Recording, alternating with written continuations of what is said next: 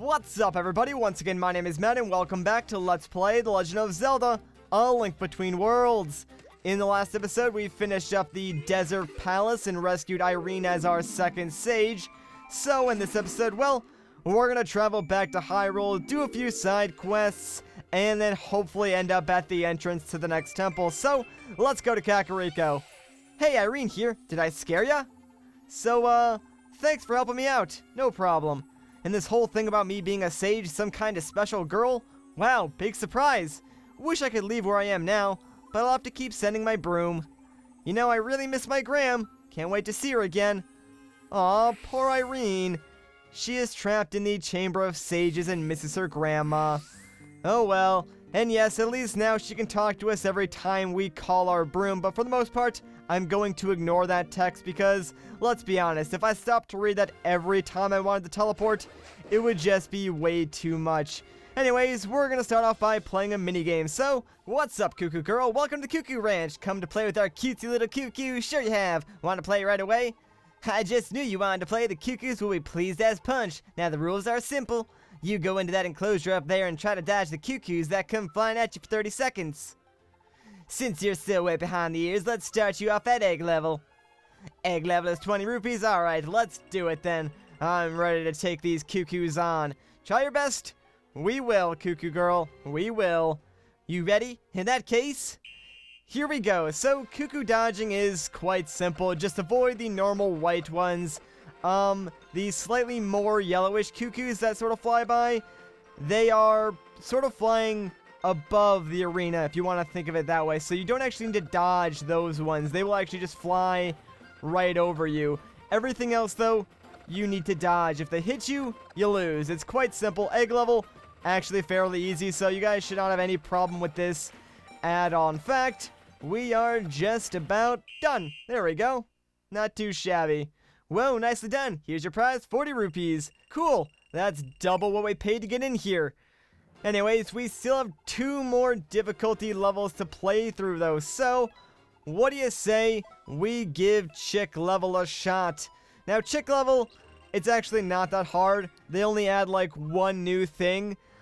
The only difficulty level that is hard is Rooster, but I'll explain about that once we actually get to it. So, obviously, the new thing to Chick level is the giant white Cuccos.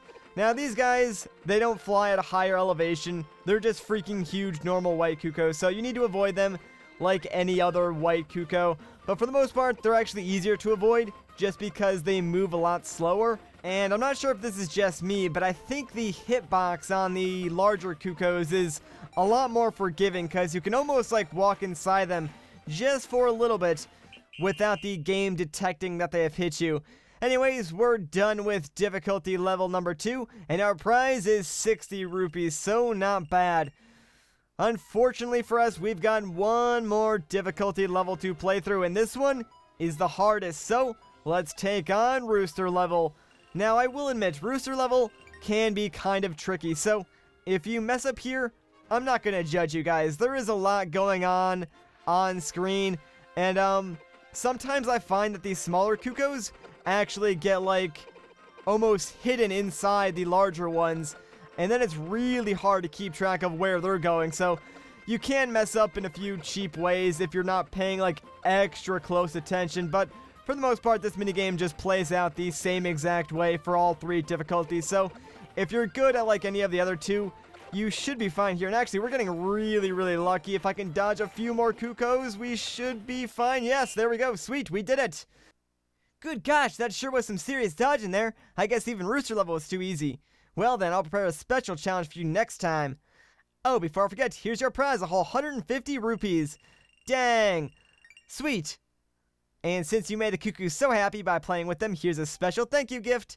And it's a piece of heart. That, my friends, is what we came here for. Now that we got that, we can get out of here and do more important stuff. And of course, by that I mean more side questing to get more pieces of heart. It's kind of like a thing now, like I need to fill out a heart container before we go to the next temple. I'm not even sure why. Anyways, let's move this rock. Now they've got the Titan mitts, and right inside this cave underneath the blacksmith's house is a piece of heart. I know, right? Who would leave a poor helpless piece of heart just trapped inside that cold, damp cave. Thankfully, he is now in our warm pocket, and we can travel to the House of Gales to go pick him up another piece of heart buddy from another minigame. Now, this next minigame, it can be kind of tricky, and if you don't have the Pegasus boost, you won't actually be able to get the piece of heart from this minigame. So, I would recommend grabbing those from Kakariko first before you even bother trying it. I mean, yes, you can technically get past the first difficulty level without the Pegasus boots, but you will not be able to do the hardest difficulty without them, because this next minigame is kind of like a race. Now, let me get rid of all these crabs, because I don't want them in my way, and now let's talk to this guy. Step right up and try your feet at Hyrule Hotfoot. It's a mad dash for the finish. Put those feet of yours to the task, fella. I can tell you're fleet of foot. I bet you'll burn up the tracks. I'll give it a shot. The entry fee is 20 rupees. If you make it to the finish, you'll get an excellent prize. Ready for this? I was born ready. The finish is behind the miner's place. I'll mark it on your map with a flag. My brother is standing at the finish, so talk to him when you get there, okay? You have 75 seconds. That's a long ways to cover in 75 seconds. All set, ready? And here we go. So, this first difficulty, 75 seconds, although that doesn't seem like a lot, it actually is. We should have no problem getting there in 75 seconds, even if we make a few mistakes. However, I'm just warning you, use this first race as your practice run, because once you get to the second difficulty level, it becomes a lot harder. They make you do this race in 65 seconds. That's a whole 10 seconds less. So you literally can't afford to make a single mistake. You have to be perfect. And unfortunately, with the route that I'm using, there is a little bit of RNG in terms of enemy placement. Like, for instance, if that green guy ran into me on the more difficult run, it pretty much would have been GG right there, and I would have had to, like, restart the entire run, and that pretty much stinks. Thankfully, since we're on the easier one, that's really not that big of a deal. But for the most part, if you time your, like, charge-ups just right, you should be able to avoid most of the enemies that charge at you. Anyways, we made it, so let's see what our time was. Oh wow, 65 seconds, that's actually not bad. If we didn't make like those 1 or 2 mistakes, we probably would have gotten under 65, which is basically what you want to aim for to get the piece of heart. Anyways, let's talk to this guy again. How about you give it another try and check in with my little brother back at the starting point? What, unless it's too much trouble to hightail it all the way back there? You tell like it is, don't you? Okay, off you go then. Show us your best shot. Take it to the limits. So yeah, if you just like talk to him again, he'll teleport you back to where his brother was. Kind of nice. Let's go and get rid of these crabs once more, just because I don't want them in my way, especially since now we're going to be taking on the much harder race. But I think I'm ready. Ready for some Hyrule Hotfoot? I bet a primo racer like you can handle a tougher challenge. The entry fee is still 20 rupees. If you make it to the finish, you'll get an excellent prize. Ready for this? Heck yeah. This time we're bumping up the challenge. 65 seconds. Aw, snap.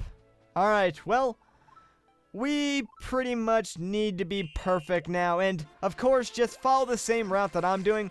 This is like the only route that I've found that is efficient enough to make it within these 65 seconds. There might be a better route out there, but I'm not sure of what that actually is. This is the only one that I found that I was able to replicate with a relative amount of ease, but it still does require you getting past those enemies along the bridge, so it's certainly not the most reliable route. But for the most part, it should work in getting you this piece of heart. Like, I'm sure there's a much more efficient route to do this, and I mean, doing it this way, you might have to spend a few more rupees just because you might mess up once or twice, or the enemies might not be in like a good spot for you.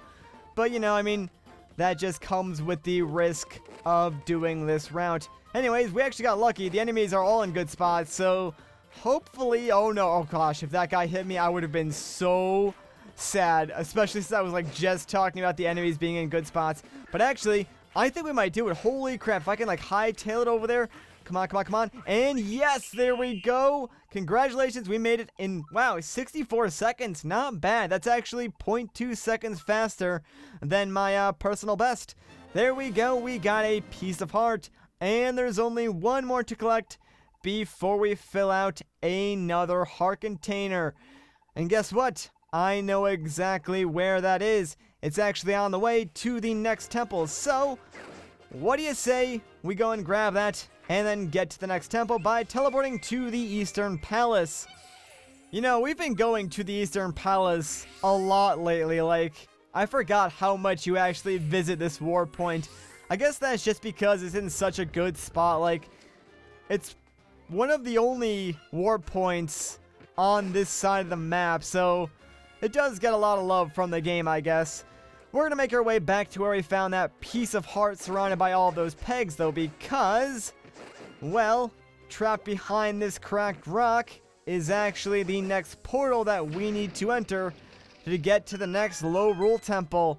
So, what do you say we go inside and head back to Lorule and find out where we are? Perhaps Hilda has some information for us. Welcome back to Lorule Kingdom, Link. You have entered a truly evil place. You must find the Dark Palace. There you will discover a sage in desperate need of your help. Please, go quickly to the rescue. So say I, Hilda of Lorule. Oh no, there's a sage trapped in the Dark Palace. I wonder where the Dark Palace is. I mean, we might have to search for like hours to find the next temple, or even solve like a ton of puzzles. Or, you know, it could just be, like, right here.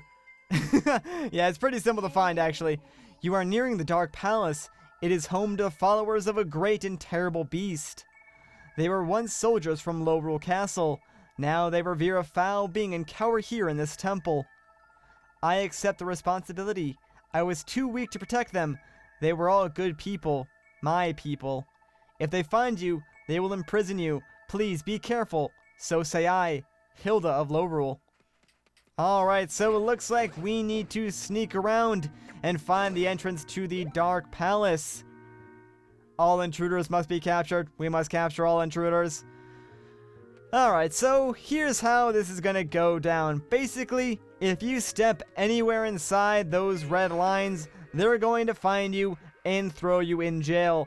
How you go around sneaking about is by merging onto walls. It is pretty simple, honestly. For the most part, you shouldn't even get captured in this area because these guys are pretty dang easy to avoid. And don't worry, I know this sort of looks like a maze, but it's actually very linear. A good tip is just go the way that you see the first, like, scanner guy. So, for instance, like, this is an optional path that I'm going down now because I want to get that chest that you might have noticed when we were walking towards here. But, the first, like, red laser guy that we saw was above us, so obviously that's the way that you're going to want to go. That's, like, my best tip, I guess, for getting through this area without getting lost. Like, there's only a few paths that you can go down anyways that don't really branch too far off the main concourse, so you really shouldn't get lost in here. It's really not that hard to navigate. Anyways, we've pretty much made it to the first checkpoint. If we do somehow randomly get caught, they'll throw us in that cell over there. Now here's where it can get a little bit tricky. We need to closely follow these guys behind them, that way they don't see us. Don't get too close, though. If you do get too close, they will actually turn around and spot you. And there's the piece of heart that we need, so I'm going to run and grab this real quick. And there we go. That is our 13th heart container. And thank goodness that guy didn't notice me. I guess we were, like, just barely out of his line of sight. Thankfully, that is, like, the hardest part, so it should be smooth sailing from here on out. Actually, hang on, let me get rid of this guy real quick. Check it out. We're basically, like, back where we started from. Obviously, that was the guy that we couldn't get past. So we basically just went all the way around to the main entrance, and now all we've got to do is sneak past like 2 or 3 more guards, and we'll be at the entrance to the Dark Palace. Oh, okay, actually, just one more guard that we need to sneak past. And this guy, actually really easy. All we got to do is merge onto this wall, and Ta-da! We've done it. My gosh, that was difficult. Let's drop a bomb here. And there we go. We can now go inside the next temple, the Dark Palace. So let's activate this weather vane real quick. And, well, guess what? I think that's going to do it for this episode. If you enjoyed this part, a like rating would be greatly appreciated. If you want to see more, consider subscribing. Once again, guys, my name is Matt. Thank you so much for watching, and I'll catch you in the next one.